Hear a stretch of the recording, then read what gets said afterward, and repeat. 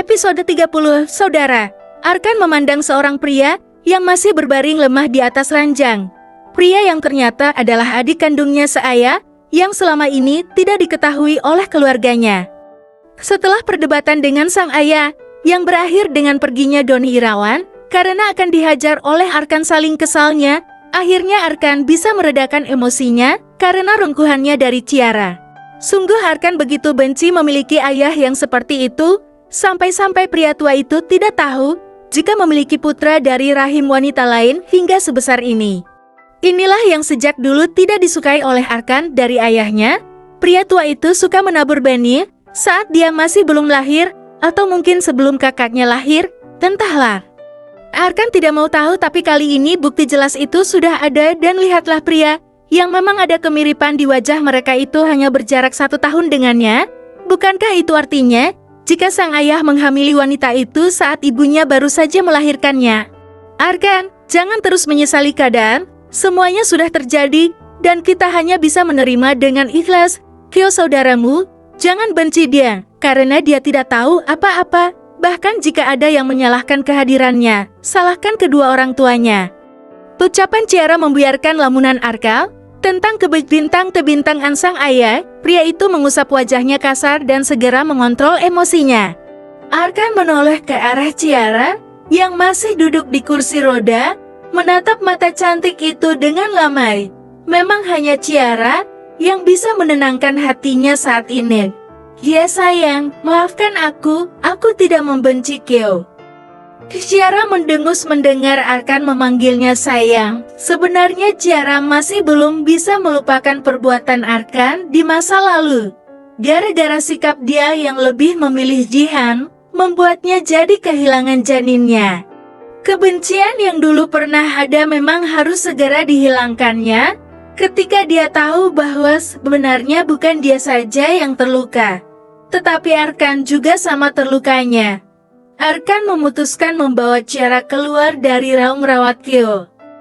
Pemalam menyapa mereka, dan semilir angin menemani perjalanan mereka melewati koridor rumah sakit. Ciara meminta Arkan berhenti di sebuah taman yang tidak jauh dari ruang rawatnya. Ciara memang memilih berdamai sekarang. Dia memutuskan untuk memaafkan Arkan dan melepaskan luka lama itu. Arkan, aku mau tanya.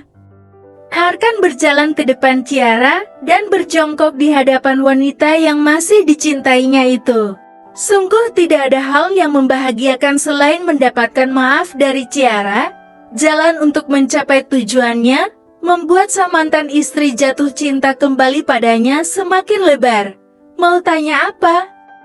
Ciara memejamkan matanya sebentar, menghalau perasaan tidak enak dan gugup di hatinya. Kenapa dulu kamu lebih memilih mengantarkan Jihan daripada aku? Padahal saat itu kamu sudah berjanji. Tiba-tiba Ciara bertanya hal yang sejak dulu ingin ia tanyakan.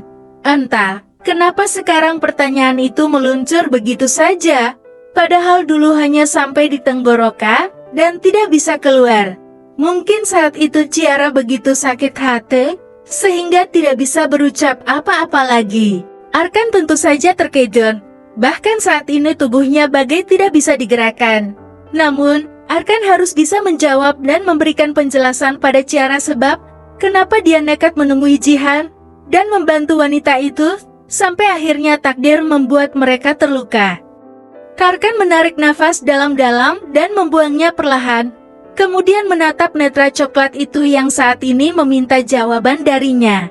Awalnya aku memang sudah akan berhenti mengurus Jihan, tetapi ketika saat itu Miko yang bertugas menjaga Jihan dan mengatakan jika wanita itu terjatuh dan Miko tidak bisa membawanya.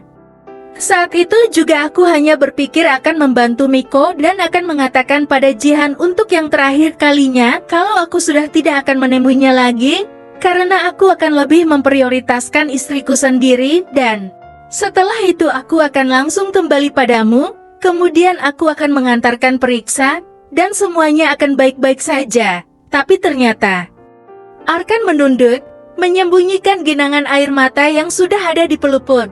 Ciara mengangkat wajah Arkan dengan kedua tangannya. Aku percaya, kamu juga pasti sakit. Arkan memberanikan diri menatap Ciara. Tangan Arkan perlahan memegang tangan Ciara yang berada di pipinya. Dan menggenggamnya erat seperti dulu ketika mereka masih bersama. Sayang, maukah kamu kembali, memulai lagi semuanya dari awal?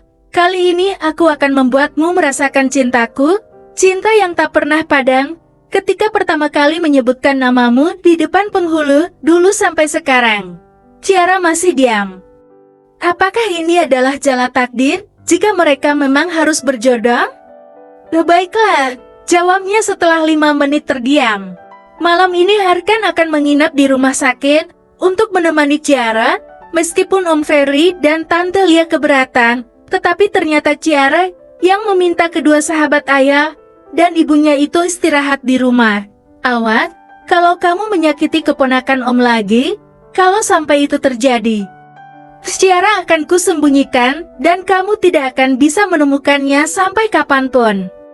Tegas Om Ferry yang mengetahui kisah Ciara dan Arkan. Dan Tante akan mengatakan pada mamamu kalau kamu kecelakaannya, agar mereka langsung membawamu kembali ke Bali. Sahut Tante Lia. Jangan dong Om. Bersambung.